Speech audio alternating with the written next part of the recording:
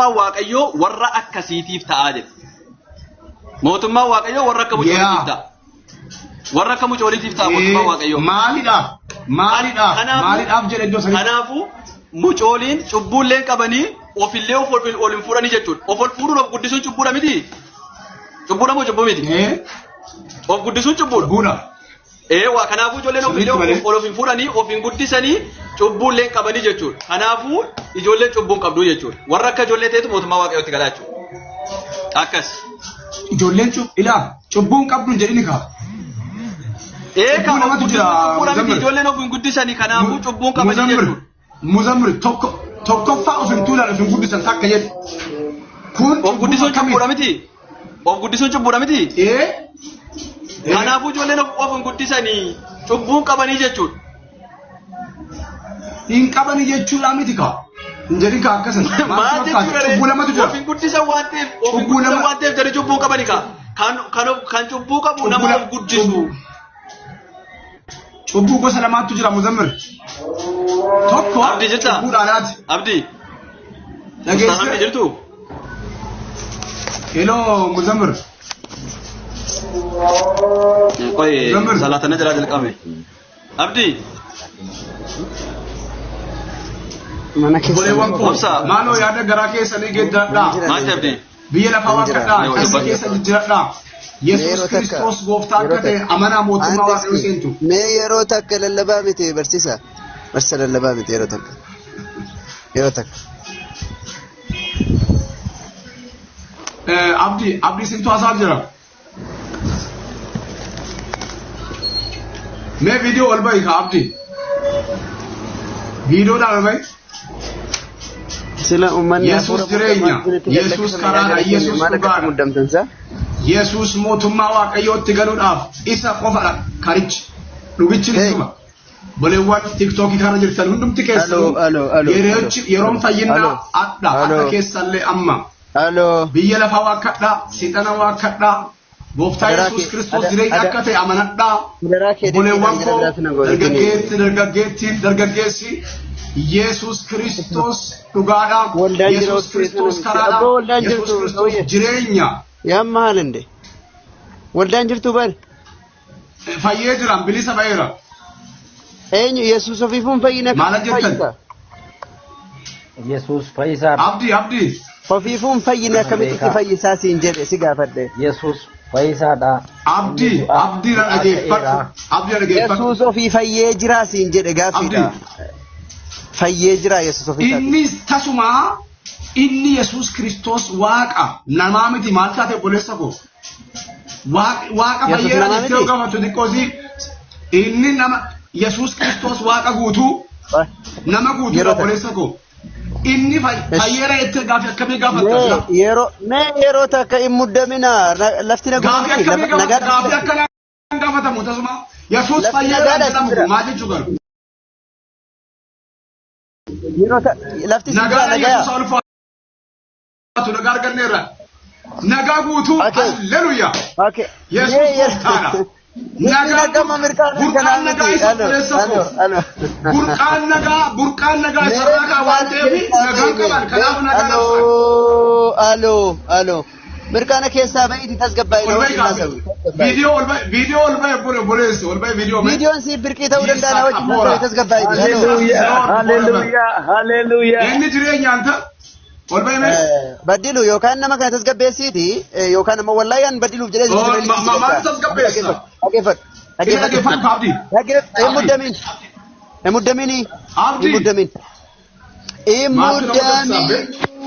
Himuddamin tasgabbaa'e.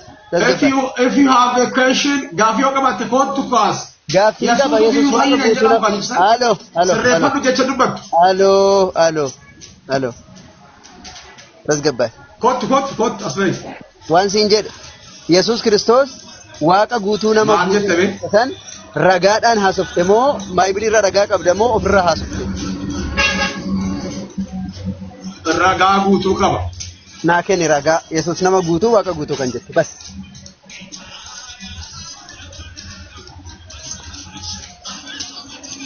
Baabilitti amantaa jira. Baay'ilitti amantaa minaamination telecommunication achuma kaayadhu. Yesuus nama guutuu waaqa guutuu kan jette ragaa naa kenna. Ragaa barbaada. Dhageeffadhu kasii kenna. Yalla. Let's go. Wangeela Yohaannis boqonnaa tokko irratti maal jedha? Jalqaba sagalee ture, sagaleen kunis Waaqayyoon bira ture, sagaleen kunis Waaqa ture jedha. Wanti hundinuu sumaan ta'e isa malee kan ta'e tokkollee hin jiru jedha tokko. Waaqa guutummaa isaas dargata. Yeroo takka. Dhageeffadhu kaa. Gadi siqee lakkoofsa 14. Lakkoofsa 14 irratti. Yeroo takka. Lakkoofsa 14 kan dhagaya. Yeroo takka. Lagaa deebisii kennara. Awwaan sagalee hin gaafanne gaaffiin koo Yesuus Kiristoos nama guutuu waaqa guutuu kan jette ragaa naa kennee jedhe. Sagalee santu Yesuus kanaaf boqonnaa lakkoofsa 14 irratti sagalichi foon uffatee jedha. Foon namaa ta'ee nu gidduu buufateedha. Sagalichi uumaa argisiisanii foon namaa uffatee nu gidduu buufatee siin jedhabbe.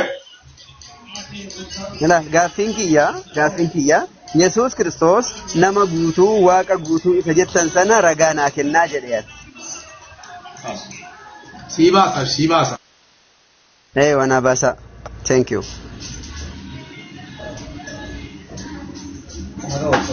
Dubbinaka har'aa utaalan hin taatu.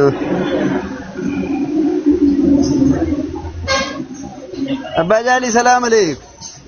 Assalamualaikum warahmatullahi wabarakatuh. Akkam nagaadha? Waalaikum assalam warahmatullah. Nagaa jirtu kan fayyaadha? Deemsumaan nutti guddate malee nagaadha. Deema. Darbaa deema. Eeyya akkasi wallaahi. Darbaa deema.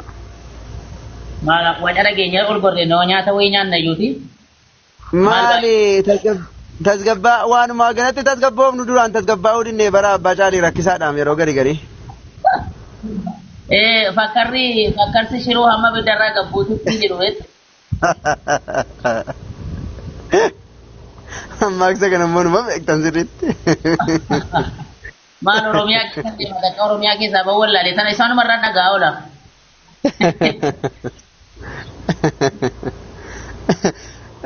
Warra jaloollee dadhabne bara warra jaloollee hin dadhabne ammuma rabbi tasgabbeesse malee akkuma godhe jaloollee hin dadhabne bara. Rabbiiti yoo haasofta warra jaloo warra akkasiin jedhamu kun nama waaqarraa eegamoonni akka nama rasuuf nama qeequu jirtu. Warra koomentii jechuun adeemsa dubbii keessa sirreeffadhaa dubbii rabbi barsiiftan akka dubbii rabbi jedhu dubbadhaa malee. Warra koomentii jechuudhaaf siraasin waan biraa miti. Isaan warra suutti hin jirtu gaa isaan sirrii miti. Isaan waan biraa dubbachuu danda'an. Yoo marrabsee warra jaloo jedhamne akkas jedhamu. Waa'ee isaanii siin galchuuti ofii keetti dubbadhu. Akkas. Abdii. Ilma namaati na galcha abbee maal ta'a? Abdii. Ragaa. Ajandaa jijjiirin adaraa keessan. Abdii armeef abbaa kiyyeen naa moggaase dhiisaa jara keenya dhiisaati gara ragaa keenyaatti fufa. Isaan nutuu zerina waamanii nan quufiin biraa ba'e. Abdii. Nama tokko wajjin haasa'uudhaaf intinaan carraa nama tokkoof illee kennu nama tokko illee wajjin haasa'aa jiru. Cufadhaa namni biraa. Hojjetaa wangeelaa qofaa wajjin haasa'aa jira. Kamaannim gaara laawra. Okay, akkaan gosh. Like.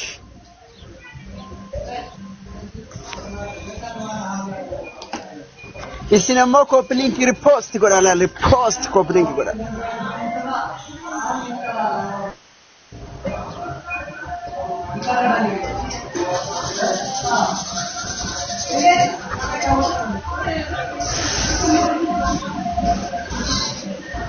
Ijoolleen mana follow godha TikTok kii kanallee follow godha ijoollee. Hin godhu akkas. Kaasni. Eessa bu'eema?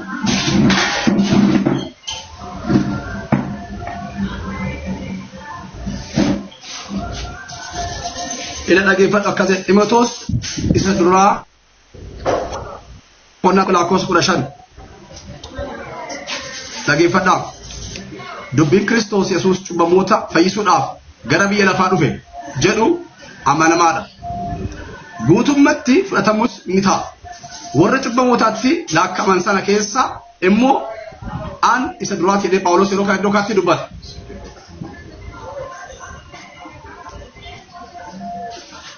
Hello dhageessanii?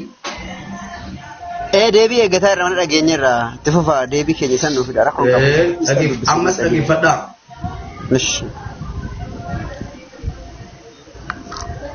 Timoteos isa duraa boqonnaa 4 lakkoofsa 9 akkas jedha.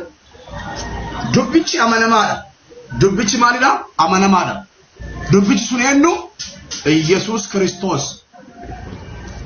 Dubbichi amanamaadha. Guutummattis fudhatamas ni ta'aaf.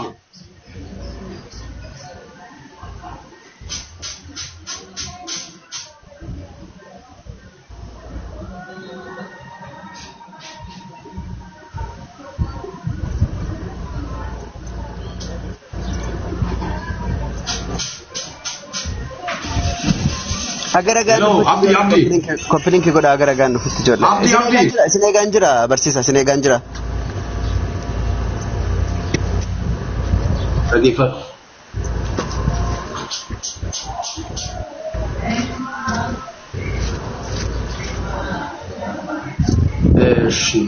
Yes.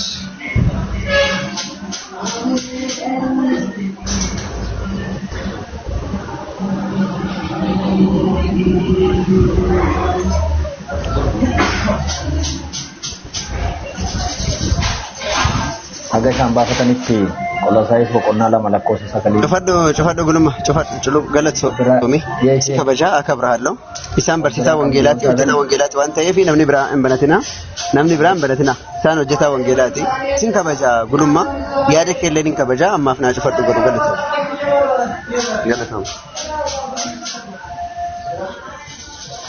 Abdi. Yey. Abdi. Yey. Abdi. Yey.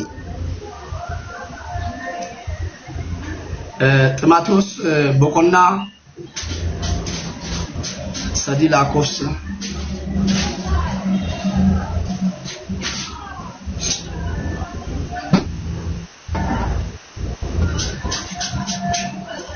ila kaze boqonnaa 3 lakkoofsa 16 kaze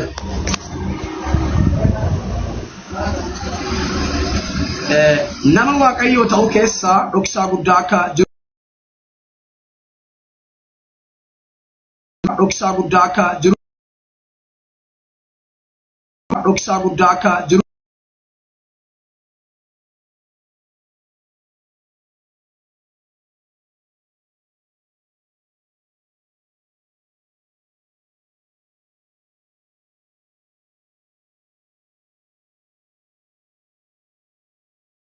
dhoksaa guddaa akka kanaafis tifuf hafuurichi dhugaa galcheeraaf ergamoota waaqayyootiin argameera saba biyya lafaa keessatti lallabameera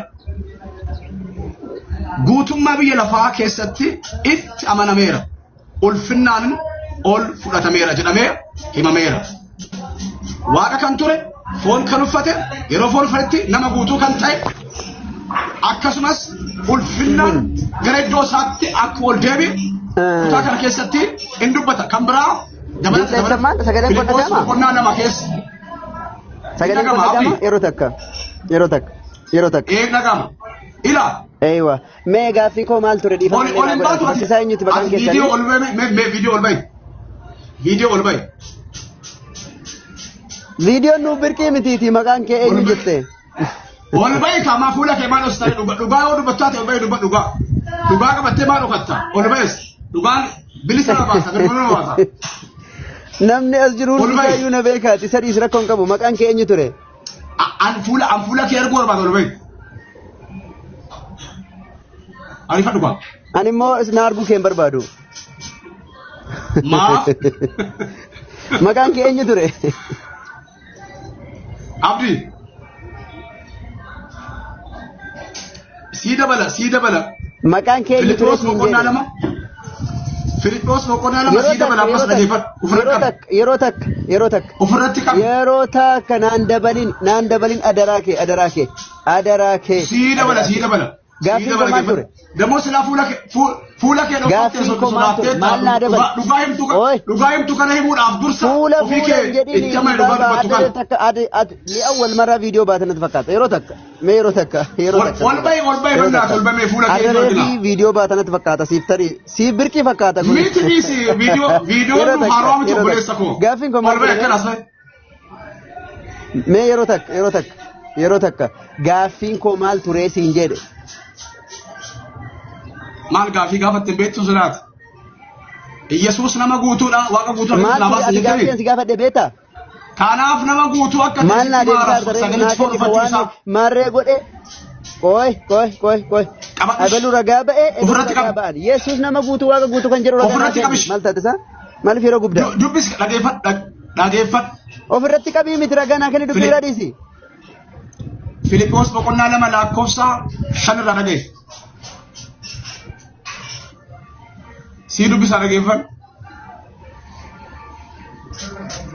Dhagaa jirta abdii? itti fufi Yaada garaa isa Kiristoos Yesuus qabu ture qabaadhaa. Inni bifa waaqummaatiin utuu jiru ulfinna waaqummaa isaa abbaa isaa wajjin wal qixxeessu wanta gatii qabatanii tafanitti hin laakkoofne. Inni ulfinna sana gadi dhiisee akka waan tokkotti hin gallee of godhee bifa gabrummaa in fudhate. Bifa gabrummaa in fudhate. Fakkaatti namummaatiin ni dhalate. Yeroon kun yeroo foon isa godhu nama isa godhu. Bifa waaqummaatiin osoo jiru waaqummaa isaa dhiisee ulfina isaa gadi dhiisee akka gabrummaa tokkotti nama fakkaatee dhalate. Dhageeffadhu. Waan hundumaanis nama ta'ee argame. Waan hundumaanis nama ta'ee argame. Akka namaa ta'e. Garuu inni eenyu akka ta'e beekitu. Inni gadhuuf deebisee hamma du'aatti hamma fannifamee du'uttis iyyuu abboomamaa ta'e. Sababa gatii cubbuu ilmaan namootaatiif lubbuu fi dabarsee kenne. Kanaafis dhageeffadhu. Waaqayyo kanaafis waaqayyo waan hundumaarraa caalchisee dhagaye hin xumurre. Kanaafis waaqayyo waan hundumaarraa caalchisee guddaa isa ol qabe. Maqaa isaa maqaa kamirrayyuu caalu kenneeraaf. Kanaanis warri bantii waaqaa keessa jiran warri lafa jala jiranis hundinuu ulfinna maqaa Yesuusiif jilbifatanii akka sagadan godhu. Ulfinna maqaa Yesuusiif akka sagadan jilbifatanii arrabni hundinuus ulfinna waaqayyo abbaatiif Yesuus Kiristoos gooftaa akka ta'e beeksisuuf jiru jedha abdii. Carraa kana keesseen Oleessa koo. Okay, walii galatti. Koy. Kanaafuu Yesuus Kiristoos waaqa guutuu nama guutuu kan jedhu ragaa jechuudha. Halloo, lallabanii gaaffiin si gaafate deebisi. Yesuus Kiristoos nama guutuu waaqa guutuu kan jedhu ragaan qabdu. Lakki hin jedhu akkas. Sanirra gaaffii isaa itti deebi'e rakkoon qabu si gaafadha. Achirratti gaaffii si gaafadhu hedduu qaba. Garuu amma waliigalatti Yesuus Kiristoos waaqa guutuu nama guutuu kan jedhu hin jiru miti. Maal jechuu barbaadu? Kan si dubbisaa kun siif hin jiru ka waan atamma dubbiste keessa Yesuus Kiristoos nama guutuu waaqa guutuu kan jedhu hin jiru. Yoo ragaa biraa qabaatte dhiyeeffadhu yoo ragaa biraa hin qabne immoo dhageeffadhu. Waan amma dubbisaa olte hunda irra gaaffii si gaafadha hin qaba. San garuu san dura Yesuus Kiristoos nama guutuu waaqa guutuu kan jedhu ragaa biraa yoo qabaatte dhiyeeffadhu. Yoo hin qabaatin ammoo waan amma dubbiste irra gaaffii si gaafadha.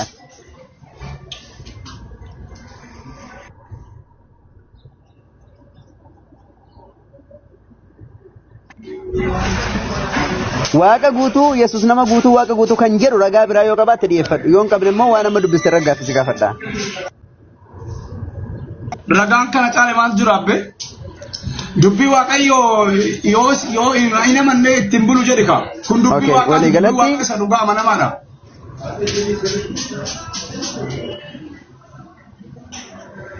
Okay, Yesuus waaqa guutuu nama guutuu kan jedhu afaan nama godha. Waan gaarii. Walumaa galatti Yesuus Kiristoos waaqa guutuu nama guutuu jedhee amanaa naan jettee. Koy. Waaqa jechuun maal jechuudha? Abdi. Barsiisa. Uumaa jechuudha mi? Abdi.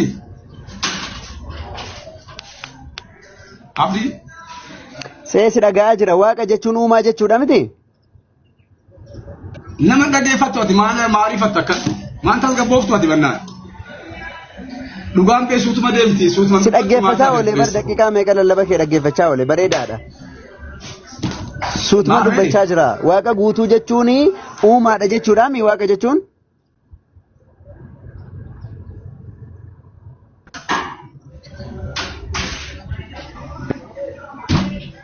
Sirriidha waaqa jechuun waaqa guutuudha.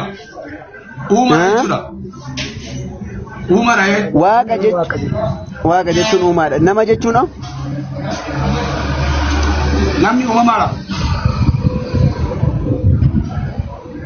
Namni uumamaadha galatoom. Yesus waaqa guutuu gaafa jennu uumaa guutuu jechuudha mi? Uumaa guutuu jechuudha. Nama guutuu gaafa jennullee uumama guutuu jechuudha miire? Nama guutuu jechuun garuu uumama guutuu jechuu miti. Namni biraan dubbatina. Geemii wayii natti dhufee naanna'u jira. Nama biraa yoo dubbate maayikii irra qaba. Namni biraa callisa. Nama argan jiru waan ta'eef. Laakanaan boolitti deebina abdii karaanis dhugaanis jireenyis Yesuusii. Gaaffii kana qofa naa deebifadhu yaada garaa kee dukkana keessa bahi gara ifa jireenya dinqisaatti qottu. Yesuus Kiristoos jaalataa fayyuu barbaaddaa gara fayyinaatti deebifadhu. Mee lallaba dhiisi gaaffii amma si gaafadhe naa deebisi. Nama jechuun uumama jechuun jettemi? Qoy. Nama jechuun uumamaa jechuudha. Sila jarri kun maaliif akka tartiiba nu dhoowwitaa? Gaaffii waan dubbataa turterra gaaffii si gaafachaa jira baran.